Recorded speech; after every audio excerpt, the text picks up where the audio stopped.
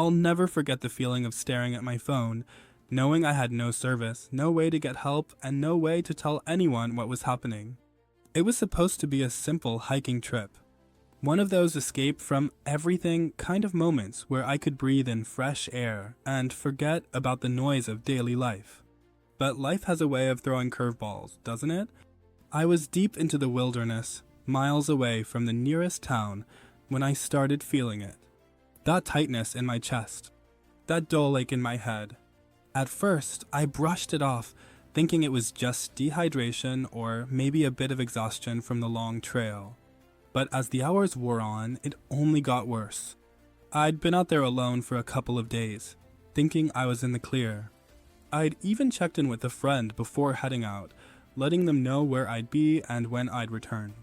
But as the symptoms escalated, I realized something was wrong. I couldn't breathe properly. My vision blurred. I started to panic. In that moment, I realized how small I felt, how out of control. I was isolated. No one would know if something went wrong. There was no one to help. And the thought that kept looping through my mind, I'm not going to make it out of here. I somehow managed to get my phone on 1 bar of service and texted my friend. I didn't know if the message would even send. But it did. They immediately called for help, reaching out to emergency services. But the worst part was, they told me that getting a rescue team out there would take hours, maybe even a day.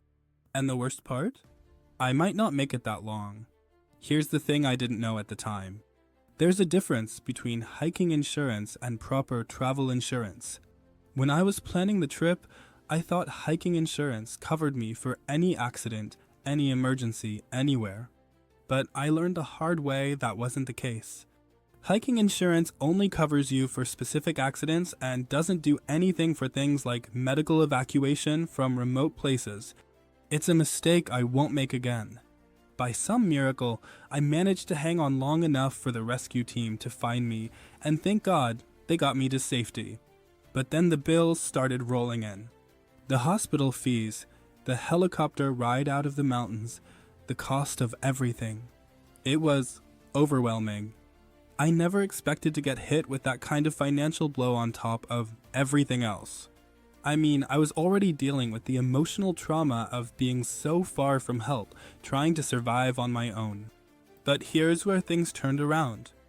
I had signed up for travel insurance before my trip. I thought it was just a safety net, just a box to check. But as soon as I started going through the paperwork and contacting the insurance company, I realized something important. I was covered. I can't even explain the relief I felt when I was told my medical evacuation was covered in full. It wasn't just a small thing. They took care of everything. The cost of the rescue, the medical bills, even the accommodations for the days I was stuck in the hospital. I didn't have to pay a cent beyond the deductible. It honestly felt like a weight had been lifted off my chest. And it made me realize how important it is to have the right coverage, especially when you're heading into remote areas. Things can go sideways so quickly, and you never want to be caught unprepared. If you're planning a trip, especially one where you're going off the beaten path like I was, do yourself a favor and get comprehensive travel insurance. And not just any insurance, something that will cover you for the unexpected. I found a service called Orust Insure. You can search it or find it in the description. That has been a total lifesaver for me. I've been using them ever since that experience, and it's given me peace of mind knowing I'm protected, no matter what happens. You never know what's going to happen when you're out there, and it's just better to be safe than sorry. Trust me, you don't want to be worrying about your bank account while you're dealing with an emergency.